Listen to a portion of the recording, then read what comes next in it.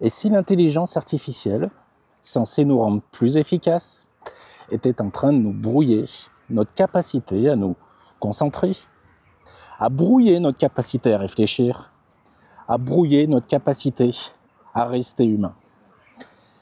Je vous fais cette vidéo aujourd'hui. Je suis au bord de la Bega River, donc vous pouvez voir, voilà, le soleil est là, tout est calme, ça se passe super bien. Et je voulais vous faire cette vidéo pour vous parler un peu de l'IA. Je vous ai encore jamais fait de vidéo autour de l'IA et je pense qu'il était temps. Je ne vais pas vous faire un tutoriel pour utiliser telle IA ou vous faire le top 10 des meilleures IA du marché. Je voulais qu'on parle de l'IA et de l'impact sur notre quotidien, de l'impact sur notre capacité à rester humain. C'est clair que nous vivons une révolution technologique juste incroyable, mais on n'a jamais eu autant d'outils pour automatiser, optimiser ou accélérer notre travail. Pour vous donner un ordre d'idée, Facebook a mis 10 mois. 10 mois, ça représente un peu plus de 300 jours pour atteindre 1 million d'utilisateurs. ChatGPT a mis 5 jours. Ces statistiques, je les ai eues du site Statista. C'est un site qui publie plein de statistiques. C'est hyper sérieux.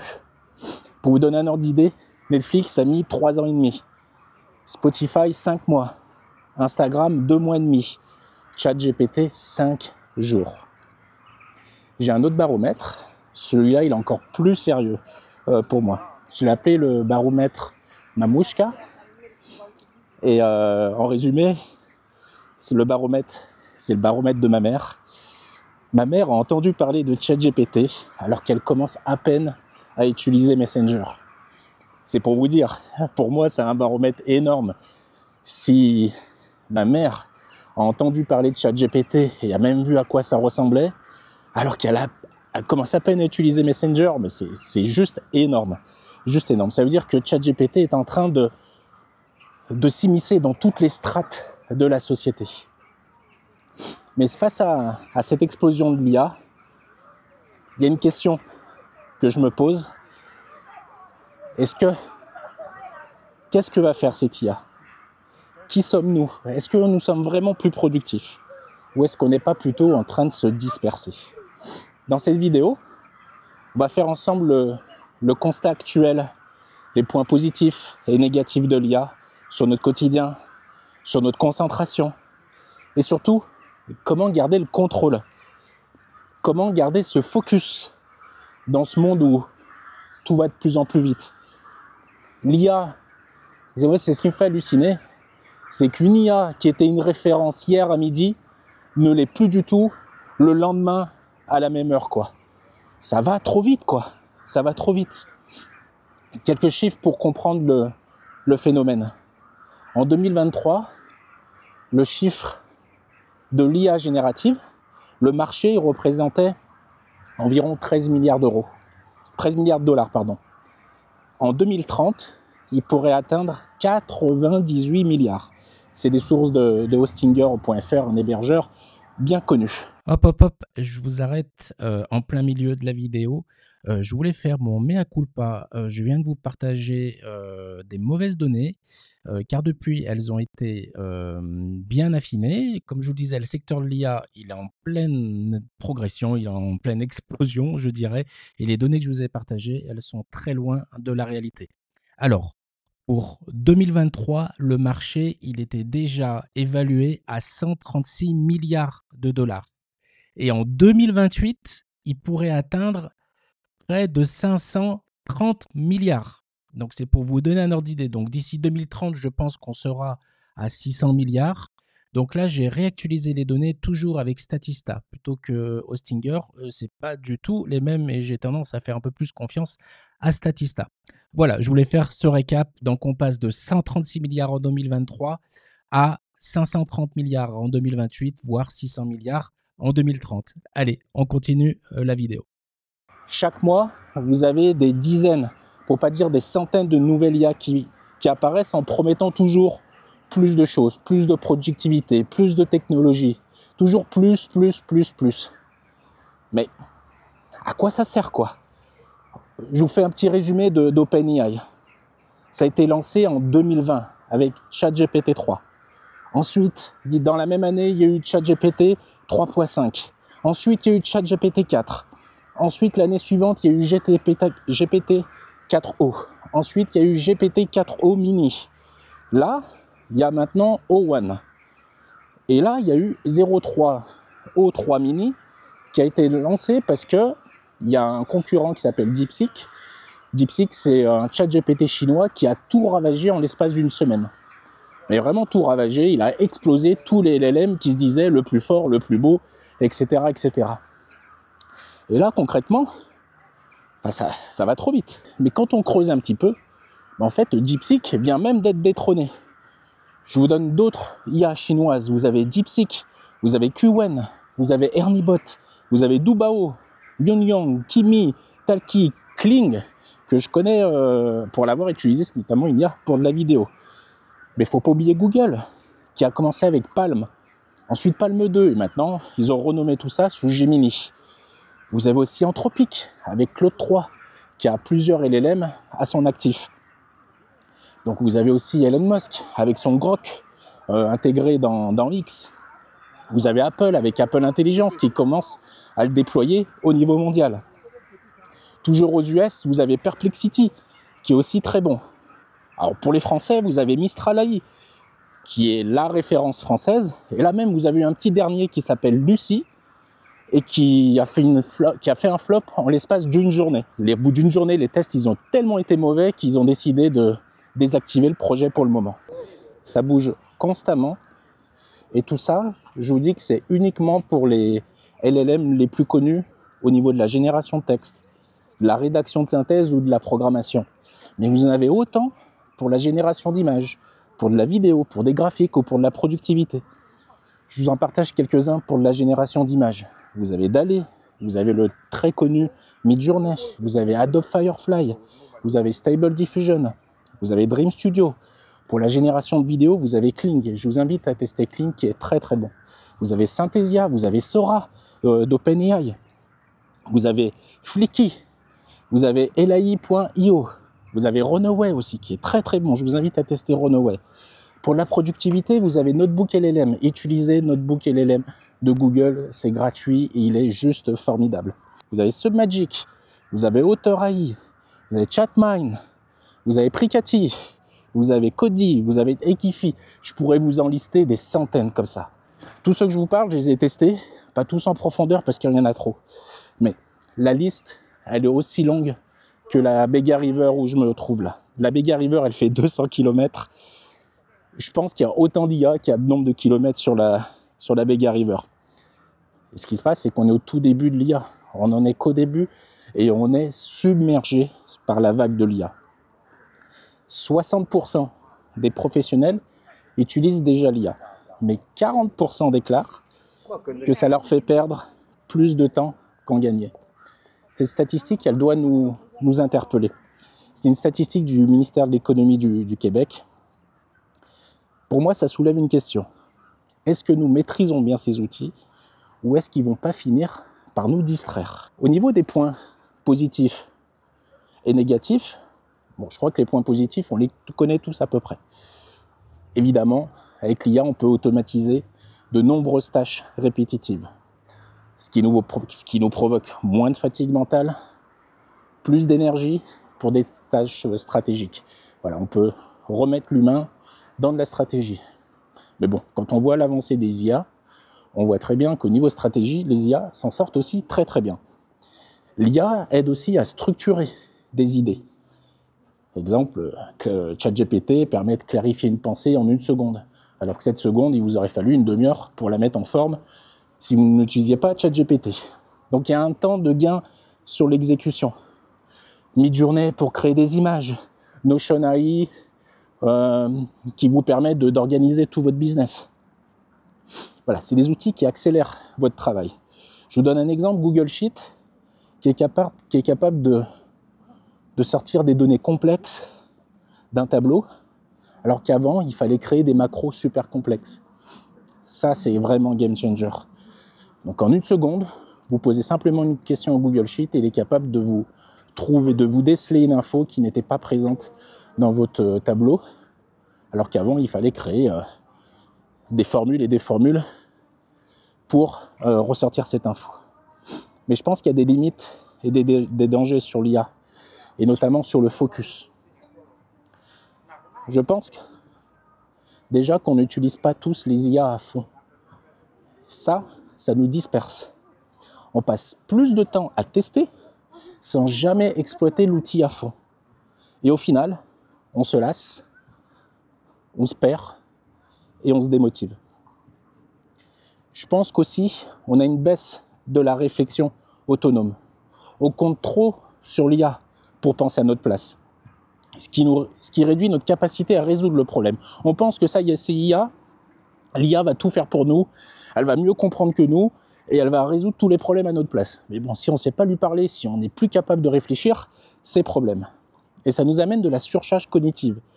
Plus on va jongler entre les outils, et plus notre cerveau va être sollicité, ce qui augmente aussi la charge mentale. Vu qu'on se dit les IA peuvent tout régler, on va être obnubilé par essayer d'utiliser l'IA.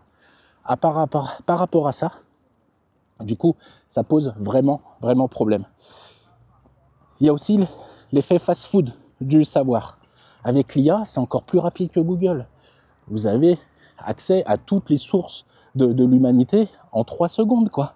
Vous posez une question, vous avez tout de suite la réponse. Le problème, c'est qu'il n'y a pas d'assimilation ni de mémorisation de votre part. Et de ma part, quand je me mets dedans, évidemment, dans tout ce que je vous raconte. Et ça, c'est un vrai problème. C'est un vrai problème, l'assimilation des données. J'assimile ça, en fait, à la surconsommation des chaînes d'infos du type BFM, CNews. On veut l'immédiateté. Et une fois que l'info, elle a été consommée, on part déjà sur autre chose. Et au final, on nourrit notre dopamine, ce que j'appelle en fait la dopamine du plaisir, au lieu de faire réfléchir son cerveau et analyser la situation en prenant de la hauteur.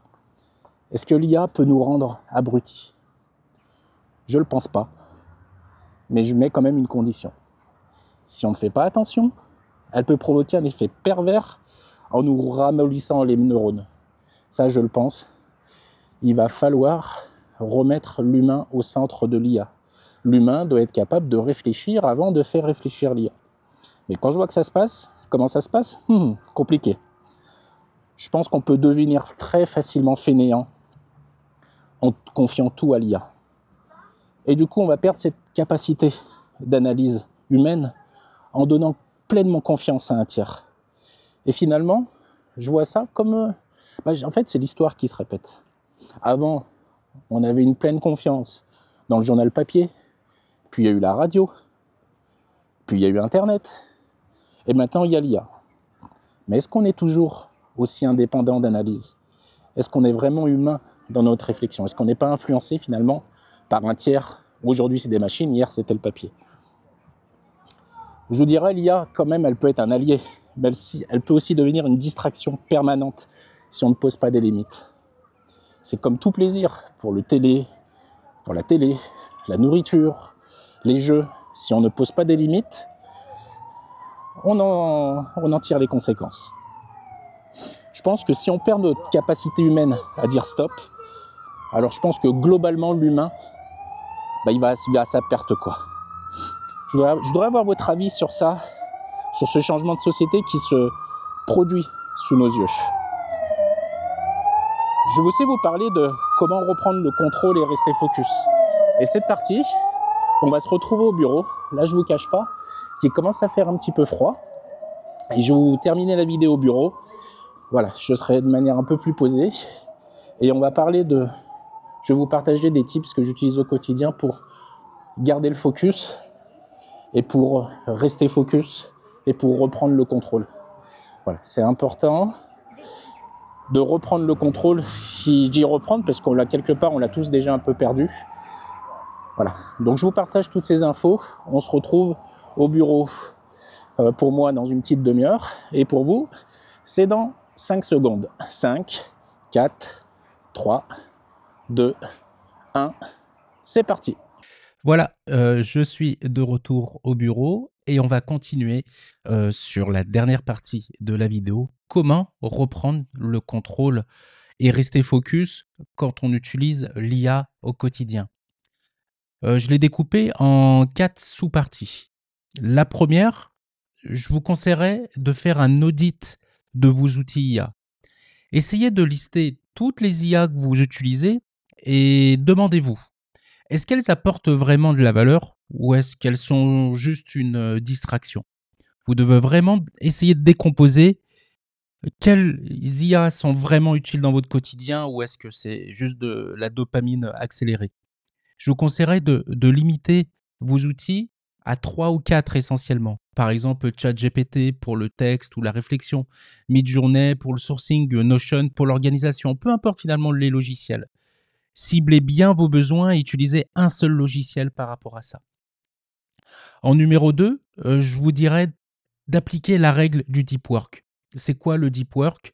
C'est de rester focus pendant un temps donné sans distraction autour. Essayez de réserver des créneaux de travail sans IA pour garder une capacité de réflexion autonome. Exemple, prenez 2 heures par jour sans IA pour brainstormer, écrire, structurer vos idées, sans aide extérieure. Faites tourner votre cerveau, c'est très important. Il ne faut pas le rendre fainéant à vouloir utiliser l'IA à toutes les sauces. En 3, je vous dirais de ne pas céder à ce qu'on appelle l'objet brillant, Shiny Object Syndrome. Évitez de tester chaque nouvelle IA par simple curiosité. Ça va vous faire défocus. Posez-vous toujours cette question avant d'utiliser une IA. Cet outil m'apporte-t-il un réel gain ou est-ce que c'est juste une distraction déguisée? Il faut être honnête avec soi-même. Je teste beaucoup de logiciels et je suis un peu dedans aussi. Mais au bout d'un moment, il faut savoir ce qu'on veut. Est-ce qu'on veut faire des actions qui apportent des résultats ou faire du bien à sa dopamine?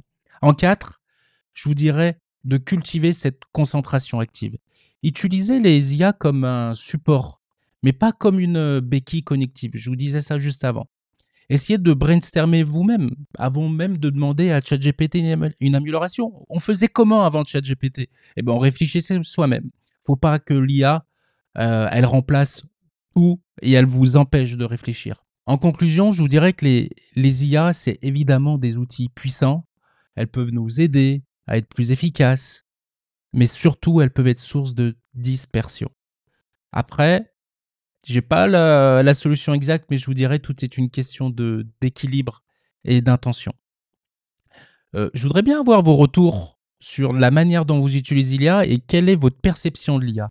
Comment vous vous sentez avec l'IA? Comment sentez-vous que l'IA améliore votre productivité ou qu'elle vous disperse? Combien d'outils vous utilisez réellement chaque jour? Dites-le moi en commentaire. Je serais curieux de savoir quelle est votre méthodologie avec l'IA. Si cette vidéo elle vous a aidé, essayez de soutenir la chaîne en lâchant un petit like, en s'abonnant à la chaîne avec la petite cloche. Vous connaissez tout le système.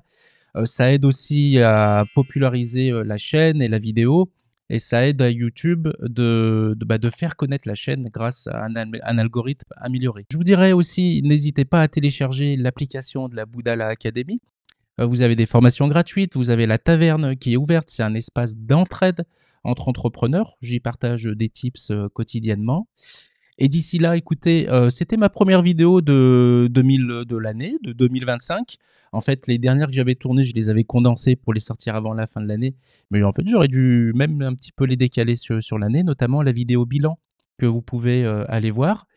Le projet Road to Million avance très très bien. J'ai bien travaillé ce mois-ci et je pense que les actions en place, elles vont porter ses fruits encore plus sur les mois qui vont arriver. Je suis très satisfait de ce premier mois de l'année 2025.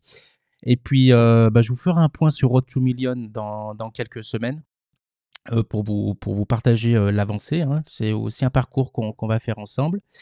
Et puis écoutez, n'hésitez pas à lâcher un petit like. D'ici là, prenez soin de vous et de vos proches et je vous dis à très bientôt. Salut, ciao ciao.